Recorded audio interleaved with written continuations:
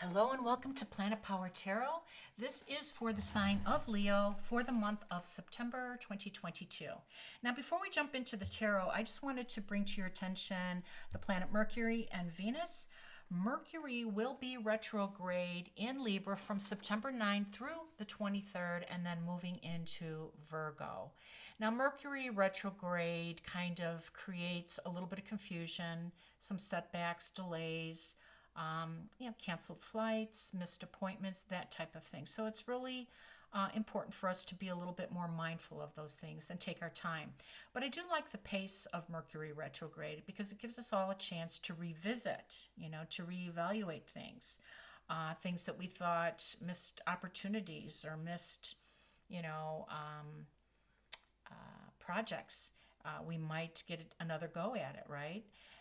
We also have the opportunity just to tie up loose ends. So this can be really a lovely period. And for you, Leo, this is happening in your third house of communications, which of course rules technology and everything. And this is Mercury. This is Mercury's house, and Mercury is retrograde. So it's going to be really important for you to be very impeccable with your words, is what I want to say, and to not take things personally.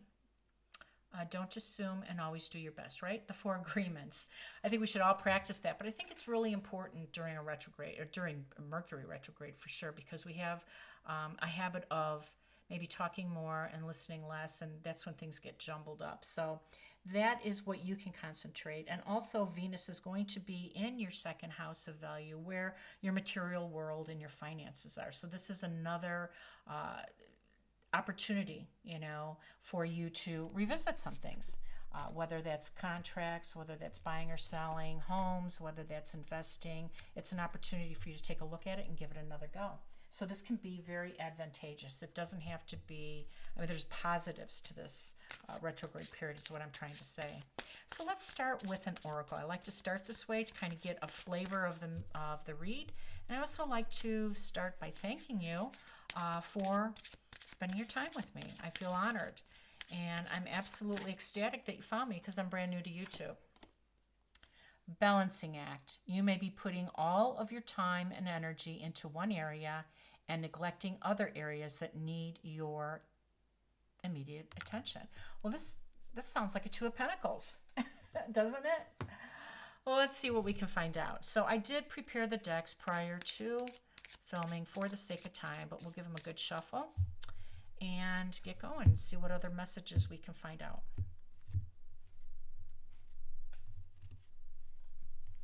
So the first card out is Knight of Pentacles. I'm sorry, Knight of Cups. The Empress, lovely. And the Knight of Swords. So you have some action. That's good. Knights represent forward movement. Oh, an Eight of Wands. I love it. More forward movement for you, Leo. The Moon and the Eight of Cups with the Moon in the background. So that's interesting. So, okay, let's look at this. But before we do, I just wanted to point out another thing. I like organizing my monthly readings for sure this way, because it is a way to organize my thoughts. And on this side is your ascendant sign, your rising sign. This is the sign. This is the face that we show the world, how we show up with family, friends, at work. It's our public personality. It's our ego. It's our first house. Now, if you don't know it, you can Google free natal chart. It's not necessary that you know it. It's just the distinction is this is our physical experience. Over here in our sun sign, Leo, is our soul, is our true essence. This is our soul path. And so I like to organize it this way because it's just an easier way for me to read and hopefully for you to understand.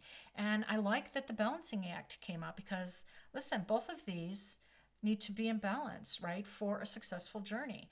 If we're operating too high on an ego level, that's not good, nor is it good if we operate too high on our soul level. So to operate on a whole level is a balance, is a harmony between the two because they coexist. So let's talk about it. Now, the Knight of Swords is one of the fastest swords out there. He is quick, he is speedy, and he's going somewhere. And I love that energy because it's carried over here too. And it tells me that you know where you're going. You've got a plan. You've been working on this. And some of you have been maybe feeling, stuck because of things, that you cannot control, right? External outcomes of how the world is acting and all of that, right? The job market, the housing market. So I'm excited though about this because the Knights represent our air signs, and Gemini, Libra, and Aquarius, and they also represent the intellectual matters, facts, information, communication, right? And this is a time where we need to be extremely careful with our communication. So I love that the Knight of Swords is charging in with some new communication for you, Leo, during this retrograde period. Next, we have the Empress, and I love the Empress. This is divine feminine. She is Libra energy, and of course, Venus is her ruler.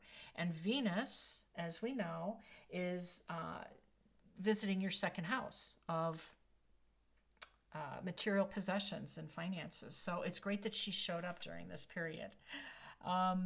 Knight of Cups. Yeah, sorry. Knight of Cups is another forward moving, not as fast as the sword, but he certainly moves at a measured pace. And he is offering a cup of love, maybe a cup of emotion. And this could come in form of a personal relationship and or a job. Something, it belongs in your heart space. That's what the cups do. They belong in our heart space. Anything we're emotionally tied to, and relationships. And that can be almost anything, because, I get emotionally attached to my car. You get used to things. But my point is, something that you've been working on is coming to the offering for you, which I love. And that's what the Eight of Wands says. There will be some swift action. There will be some swift movement after this retrograde period. So take advantage of this time to make sure that your contracts are secure, to make sure that the finances are in place, to make sure that your plans are solid. This is the time, because once we're out of the retrograde period, Eight of Wands is going to be coming in and getting us going here. Now, the moon is illuminating something. And September 10th, we're going to have a full moon in Pisces. And for you, this is in the 8th house, the 8th house of death, the 8th house of transformation, the 8th house of intimacy and inheritance. It's, the house that we need to let things go, where we need to let things die off, fall off. This is Pluto's energy. And the 8th house, the moon is visiting. So this is going to be a really deep period for you to contemplate on what those things are. But I think you already know, because you're moving on. 8 of Cups is empowering. This is you moving toward your future, leaving these cups unbothered and still filled. You know where you're going, and you're excited to get there. So I love this for you, Leo. This is beautiful. Okay, so if you haven't done so already, I'd like to invite you to subscribe to my channel, share, give me a thumbs up, drop some comments. It'll help raise my level of visibility, and I thank you in advance. 7 of Pentacles, the Tower. I just was talking about Pluto energy, the 8th house. King of Wands. Beautiful. The Judgment. I ring my bell when I see divine intervention cards. Oh, no way. Temperance next to this. Beautiful, beautiful, beautiful. Oh my goodness. Boy, as all I had to do was concentrate on the moon and say Pluto, and things reveal. Okay, so the 7 of Pentacles, right, this is perfect. This is your material world. This is your possessions. This is your value. This is your portfolio. These represent your assets, and you are reevaluating them right now. You are taking stock. You are taking inventory, and that's exactly what you should be doing during retrograde period. There's no alarm here. This is something that you're looking to grow, right, so that you can expand. Now, the Tower is coming in to remove something an obstacle. It's not coming to disrupt anything. It is coming to remove an obstacle in your way, an obstacle that has been maybe keeping you away from another area of your life that you're not concentrating on, right? So we have this moving in, and it moves quickly, but it is always, always in our best interest. And we don't know it while it's happened. Of course not, because it can seem sudden and out of the blue and a little jarring. But it's not to be feared. And it's actually the time, because the moon, September 10th, in your 8th house says this is a transformative period. This is the time to release. This is a time to let things go, to die off. So you have space for these new beautiful things that are coming in. Now the King of Wands is, he's a natural born leader. And I love that he showed up here looking at those 7 of Pentacles because he's successful. The king knows what to do to make this grow. Trust me. This King of Wands is known as the entrepreneurial king, and he is abundant and successful.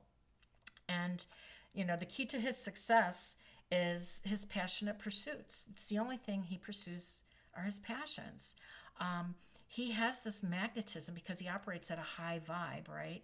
And people are just attracted to him, which is why he is the natural born leader of these kings. And so he doesn't have to pursue anything except for passion. And that could be the Empress, right?